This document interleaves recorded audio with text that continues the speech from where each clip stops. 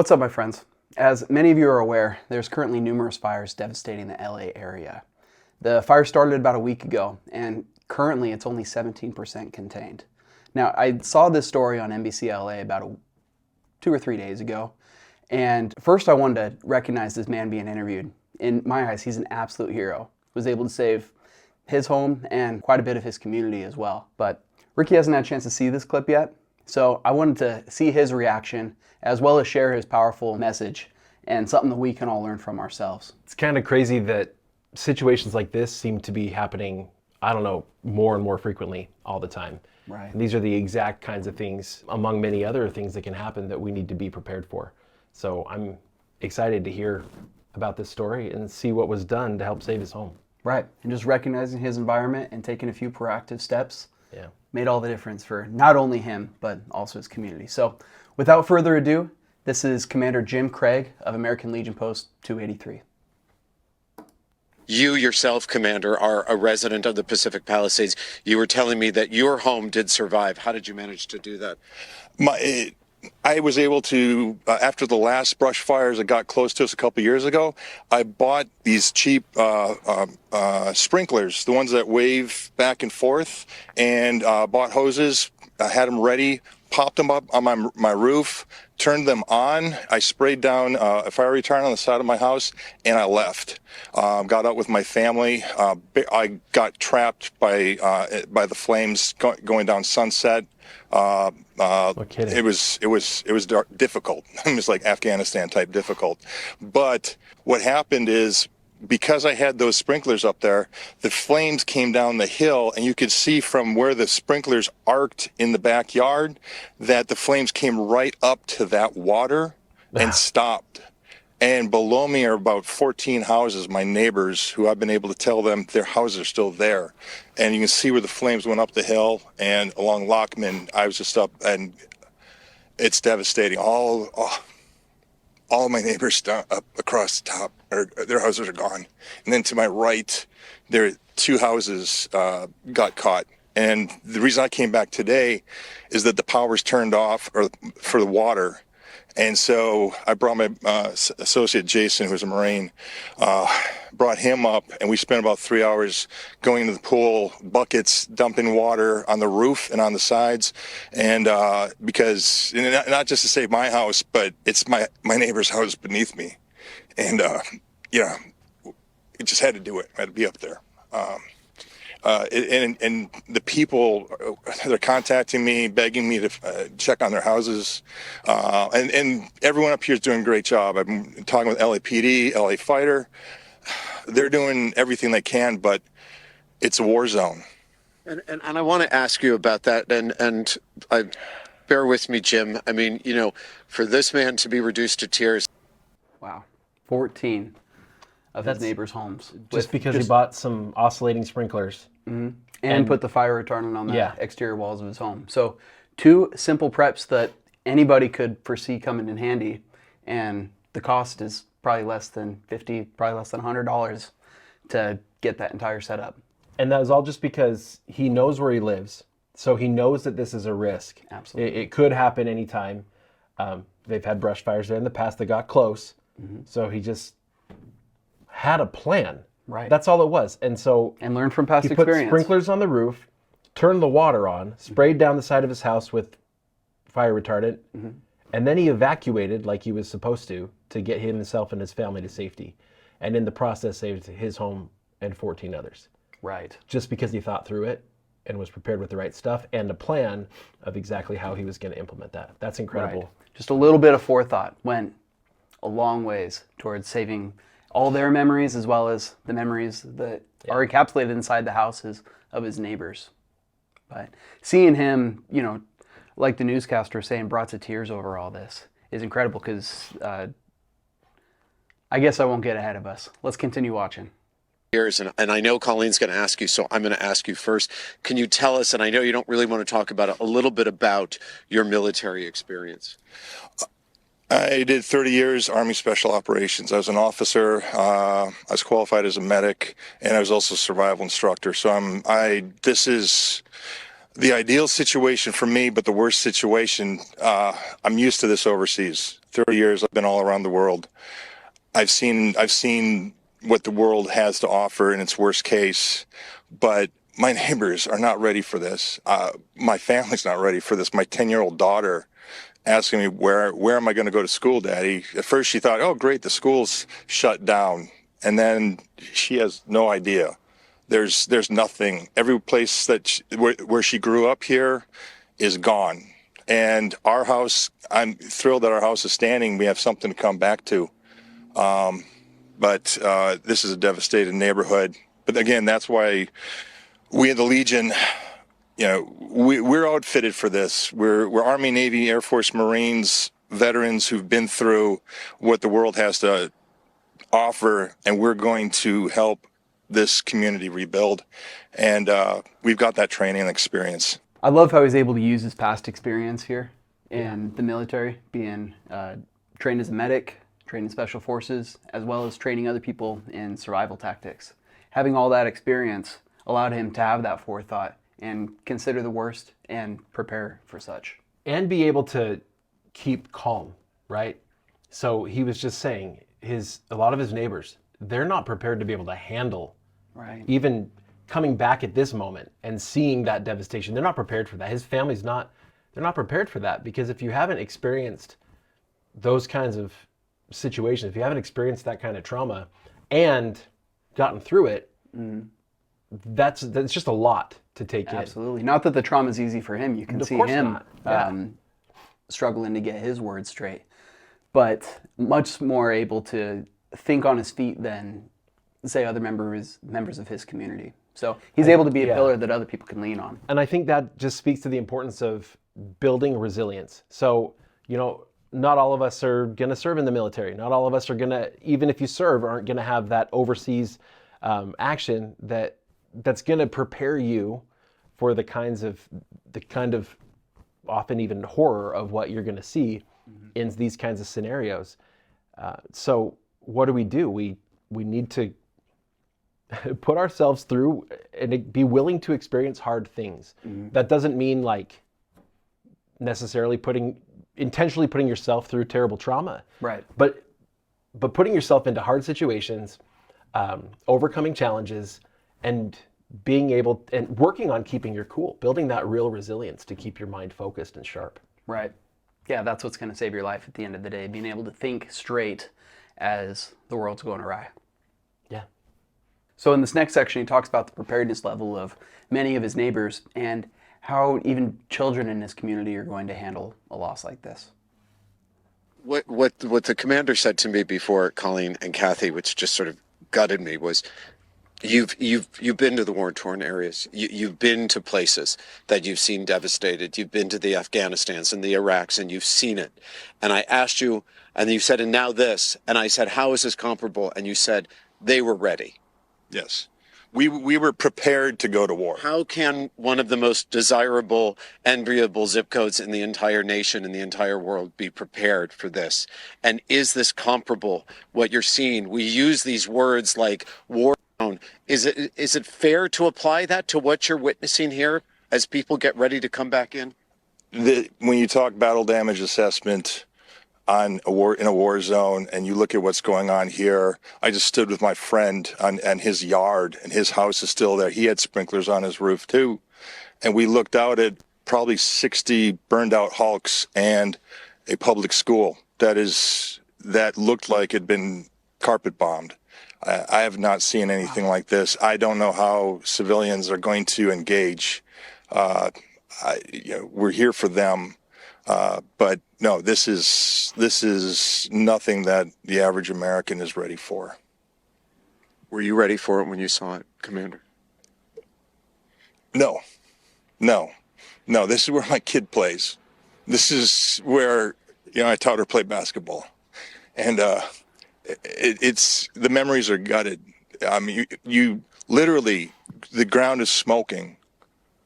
It's not just things are not there anymore. It's things are replaced by ash and smoke and twisted steel right behind us. That times 1,000. And I climbed the hill and behind and you can look out and you can feel great for the people whose houses have made it. But it's killing me. And when people come back, I don't know how they're going to take it. That's pretty sobering to see him admit that he wasn't prepared for this. I mean, he obviously was prepared to protect his home, Right. and had thought through what a disaster like this would look like. But as far as actually digesting this type of disaster, especially in your hometown, like Right. you go It's so overseas, close you're to prepared home. for war, Right. and you're told that these things are going to happen. But in a place you've lived your whole life, that you call home, that you expect to be safe, to be uprooted like this.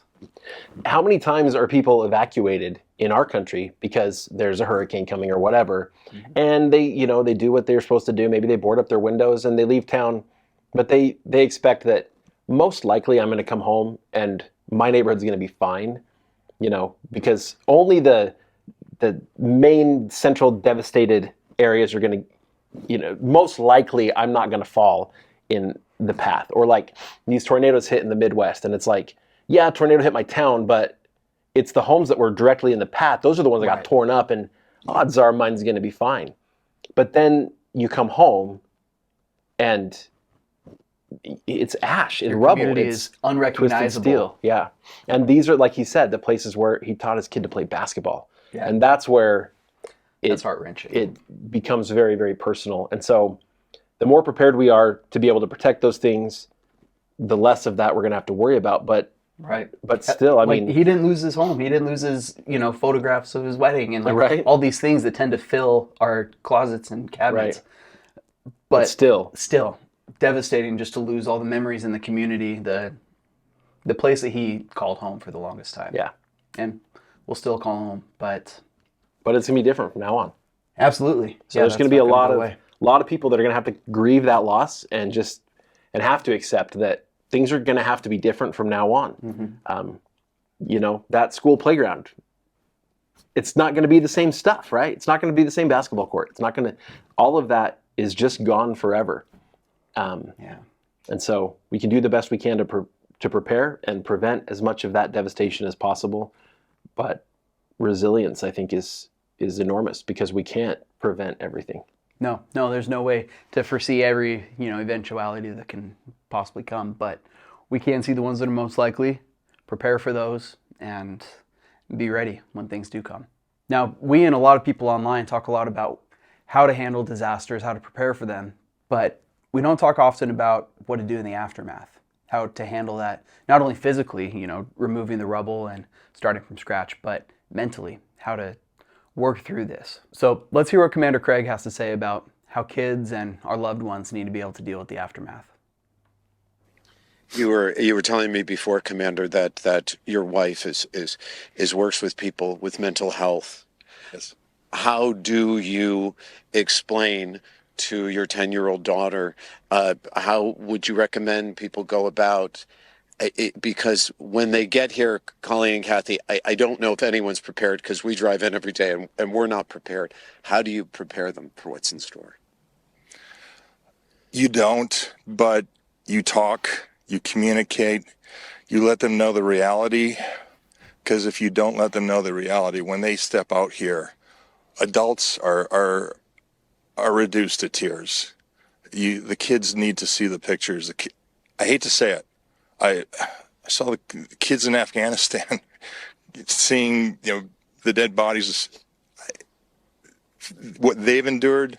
These kids are going to be able to, resilience is key word. They will be resilient, but they need to be exposed.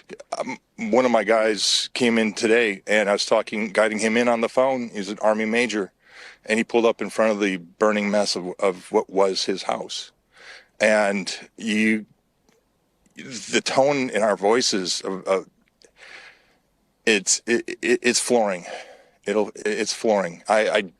For those who are coming back, I don't know what to say to you except that's why we feel as vets we want to be here, because I think we can absorb a lot and they can't. That statement right there stuck with me probably the most out of anything in this interview, is that given their past experiences, they're able to absorb a lot. Things that would otherwise have to be absorbed by others who aren't prepared to handle that load.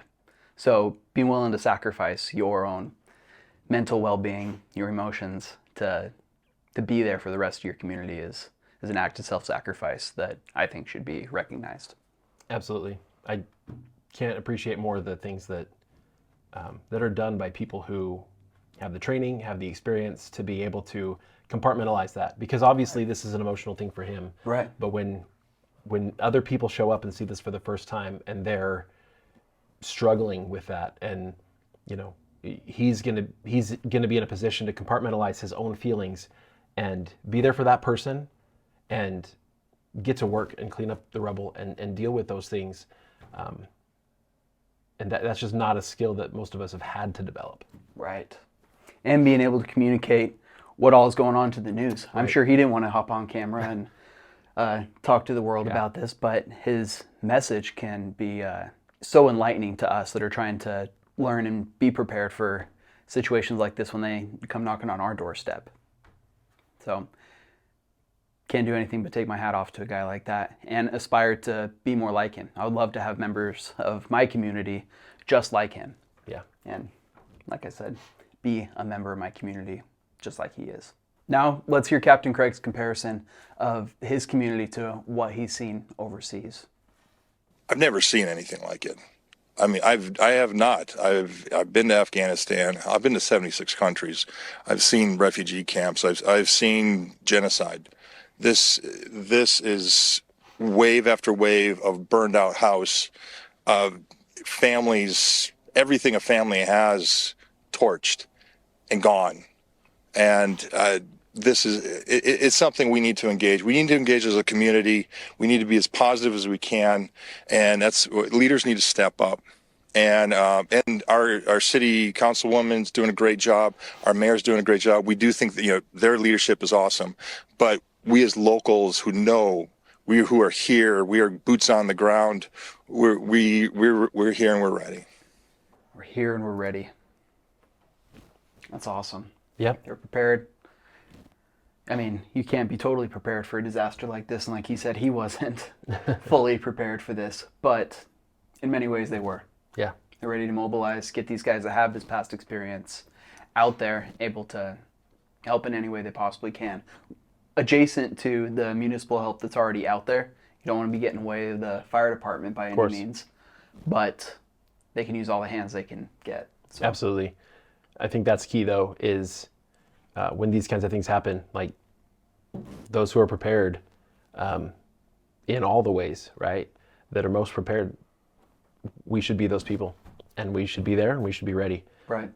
Not only for ourselves and protecting our family, but for our community. But for our community. For sure. Got to think just a little bit further outside than just our house. What's so surprising to me is this guy has toured all around the world, been to the worst places on earth, seen some of the most terrible things that humans can do to each other, yet seeing his own community go up in flames was more devastating to him than all those other things. I think it's mostly because it's just so close to home. It really is right at your doorstep. You expect to see these things overseas in war. You don't expect it to come knocking. It's a different level of devastation, a different level of violation, right? Like this terrible thing has now come into my home. Safe place. Yeah. And so that's something that many of us have never had to experience, right? Because not a whole lot, other than natural disaster, not a whole lot's attacking us here. And so we feel safe, and war and devastation is something that happens somewhere else. All right, you just see it on the news, but you can always turn it off. Right. And I've seen this rubble like this too on the news from around the world, but you never think about but what if that was my house right there? Right. What if that's my neighborhood? What would that feel like? And I think unless you experienced it, you wouldn't really know. And because of that, it is a completely different level of devastation. Couldn't agree more. Here in this next section, the news crew offers their thank you to Commander Craig, as well as telling him just how important he and his experience is to his community. Please thank the commander, because I think he's given everyone a reason to hope. And I think he is going to help people, because you have questions when something awful like this happens to you. You don't know where to turn, and it's the paperwork, the knowing if what you're doing with the insurance. Are you going to rebuild? So he's really doing a big service, and his positive attitude and his strength. He reminds me of the person you want if you're going into a and clearly he is willing exactly to the think person you want. outside the box on this. And as we've heard over and over again, in dealing with red tape coming up for rebuilding and things like that, people are going to have to think outside the box. It was really his outside the box thinking that saved his home and his neighborhood. A lot of people, when they think about dealing with fires, they would, think of a much more elaborate sprinkler system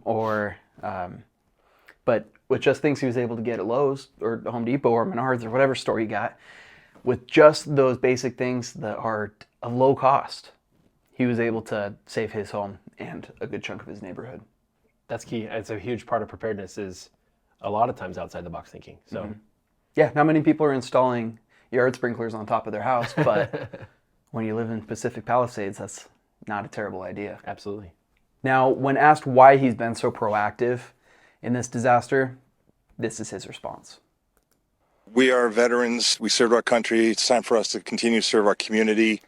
An unwavering commitment to service. Yeah. He took an oath many, many years ago, decades ago, that he would serve and protect the members of our country. And it becomes a way of life, right? It does. So when you're the type of person who commits to service and to community and recognizes,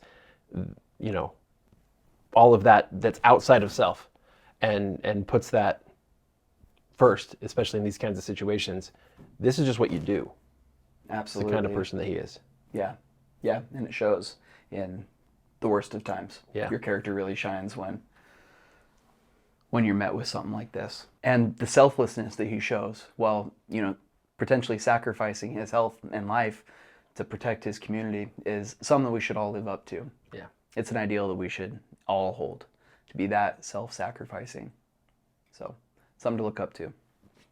Now, in this next story, this is about a son and a father that were able to save their home from a fire coming uphill at them with a proactive purchase and a little bit of forethought.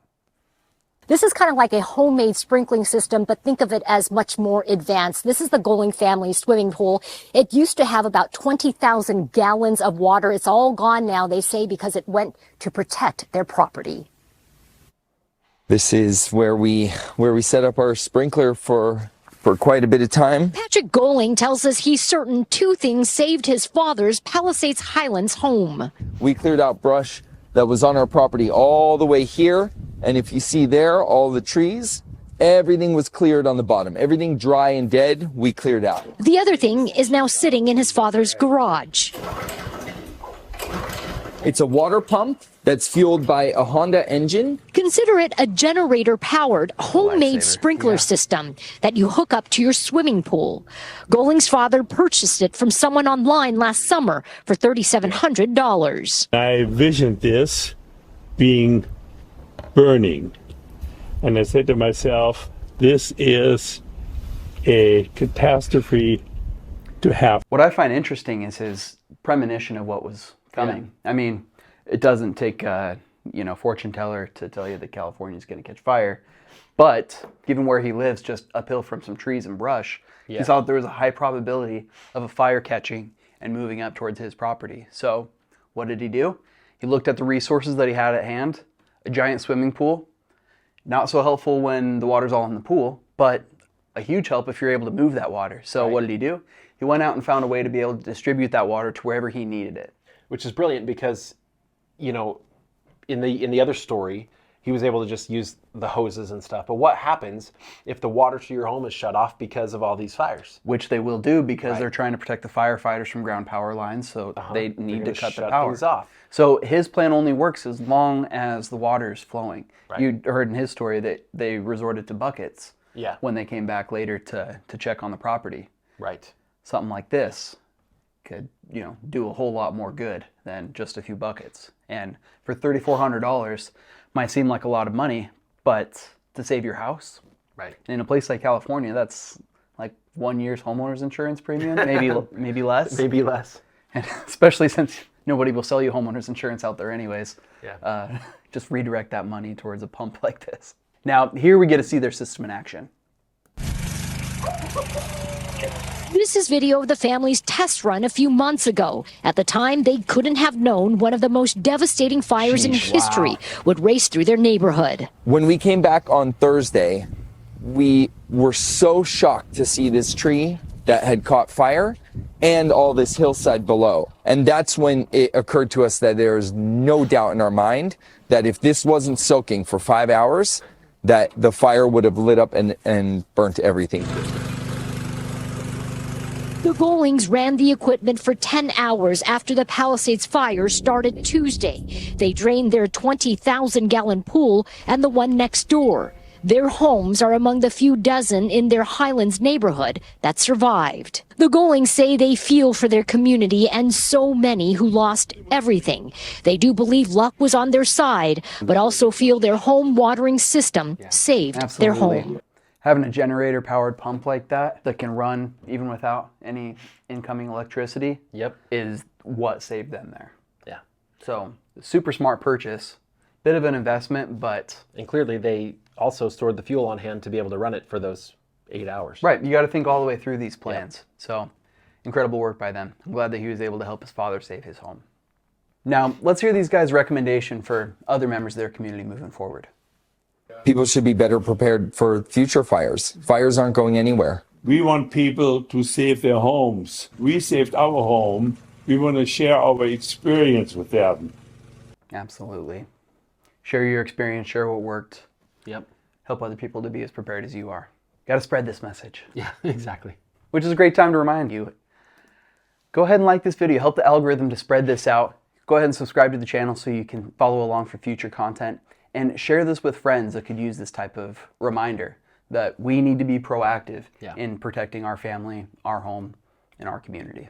All right, now we got another story for us. A little heartwarming message to lighten the mood after all this. Without further ado. Everywhere you turn around. And again, it's going to take definitely some time for folks to come out here to assess everything that they have lost and just exactly how long and how much it's going to take them to rebuild. We've only just begun to understand what has just happened to Los Angeles, to our communities, to our people. Have you ever seen anything like this here in your home? Nothing like this. It's, it's unprecedented. But if time heals all wounds, there's no telling how long it'll take to heal this one. But in Los Angeles, people don't wait to help. But this is like a hurricane in the middle of a brush fire. You've got people right there. Is that a homeowner that's trying to leave? Is there anything we can do to help you, sir? You can take these paintings, I guess. I can't ride with these. Listen, I'll take them for you. I work at NBC. Thank you. I'll make sure you get them. What's your name? These neighbors desperately try to keep their home from catching fire. Joel, they're turning around. Riverside County, please stop. Come get down. They'll save your house. Our neighbors were on our roof helping. No, the Rogers, we were here from Isn't that great? We were the first one. Oh my God. Joel even got a water hose too. And yeah, I saw him. Thank you. You were awesome. And we really want this street to stay in one piece, except those two houses. And it should not be a big deal. We should be able to put water to stop anything from spreading more. Is that another water tender? Oh, another water tender. We have another water. Here, Val, come with me this way. This is incredible. We're getting help. So we saw, no, of course. We have another water tender here. That means we have more water. Thank you, thank you. If we can still prevent more loss somewhere, it's worth the fight. Yeah. She returned home last night and there was a note on the door. We are thankful to see the main portion of your home is okay. I'm sorry about the loss in the backyard. We hope you are safe and doing okay. If you'd like to stay in touch, feel free to reach out.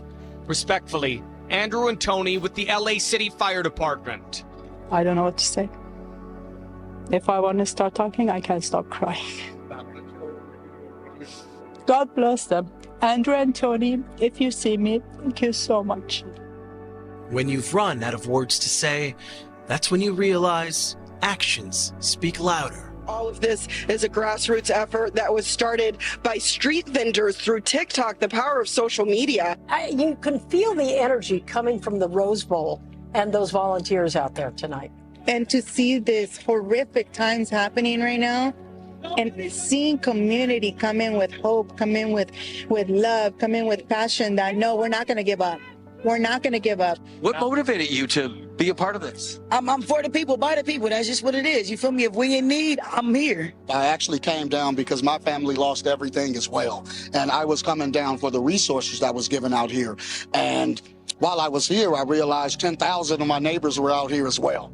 These two incredible people lost their home in the wildfire this week, but they are here today. They are helping feed people that have lost just as much as they have. Sometimes we feel alone, we feel isolated, like, oh, no one cares. But then at the end of the day, when tragedy happens, just seeing everybody from all over Corona, San Diego, all over the town, they come and support. Just giving back. That's what Los Angeles is about. It's giving, and she's right. You see it in person, and it just takes your breath away. Because this is Los Angeles, and these are the angels. That's what it's all about. It's all about community. Yeah. Well, it's incredible to see people still giving after losing everything. Yeah. You know, two of those people that were interviewed had just recently lost their homes and lost everything. But when they went to go get help, they ended up joining in the help. Yeah. I think it's really easy when we're preparing for things to see people around us maybe who aren't taking those steps, or at least it's not obvious that they're taking those steps. And so we think, well, you know, we're prepared. So, and then you get this kind of isolationist mentality. Right. I think that is the exact opposite of what we need. What we need to do is build stronger community in good times as well. Right. So that when things happen, you know, if your house is the next one in line, your neighbors are on your roof helping you water your house so that it doesn't burn, and in the process saves the rest of the houses down the line. If everybody's just on their own roof, maybe we don't save any houses. Right. And so it's the coming together that, and utilizing all the resources and skills and everything of all the people in our community. But we have to create community in order for that to happen. Right. So often we think of our neighbors and other members of our community as likely a liability if a disaster happened, and that we're just going to focus on our family in those situations. But oftentimes you need help that extends outside of just your household. And knowing that neighbors step up when things like this happen, even after losing everything themselves, is incredible. Yeah. So hats off to the folks of LA. Amen. And until next time, this has been Jake and Rick with Pantry Preparedness.